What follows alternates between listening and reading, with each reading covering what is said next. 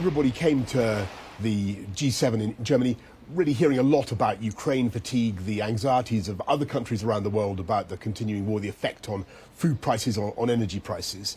And what's really struck me in the last couple of days has been the amazing consistency of our resolve, the continuing unity of the G7. That was really, there aren't divisions under the surface. Absolutely shone through in the conversation over the last couple of days. And I think there's a reason for that. The logic of the position is still so clear. There is no deal that the President Zelensky can really do. So in those circumstances, the G7 supporters of Ukraine around the world have to continue to help the Ukrainians to rebuild their economy, to get their grain out, to export their grain. And of course, we have to help them to protect themselves. And that's what we're going to continue to do. And the situation in the east, in the land bridge remains, in the south of the country, the southeast of the country in Ukraine remains very difficult. But the Ukrainians have shown that they have incredible ability to push back and change the military position. You're on an 8-day foreign tour, going to 3 summits, one after another. Meanwhile, your MPs are gathering again at Westminster. MPs from the cabinet down are speculating privately about your future. Are you worried they're plotting whilst you're away?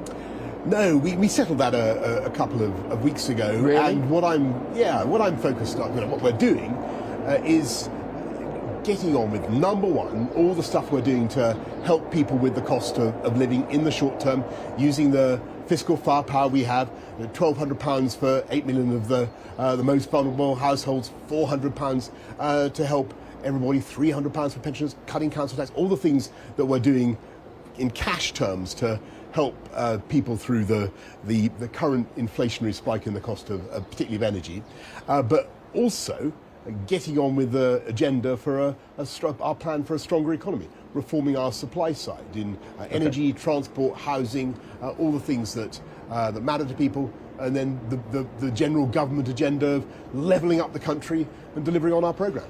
Your plan to tear up part of the Brexit deal that you signed is going to be voted on in the Commons later.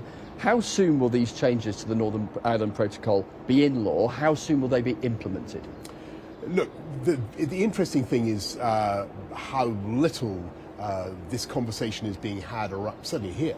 And it's happening back home, and people want to know what you're going to do. I understand that, but what we're trying to do is fix something that I think is very important to our country, which is the balance of the Belfast Good Friday Agreement. And you've got one tradition, one community that feels that things really aren't working in a way that they like or understand. You've got barriers, unnecessary barriers to trade from Great Britain to Northern Ireland.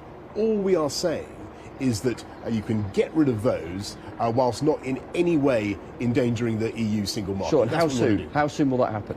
I think we can do it fairly rapidly, but obviously what would be... This year? What would be even better, yes, I think we could do it very fast.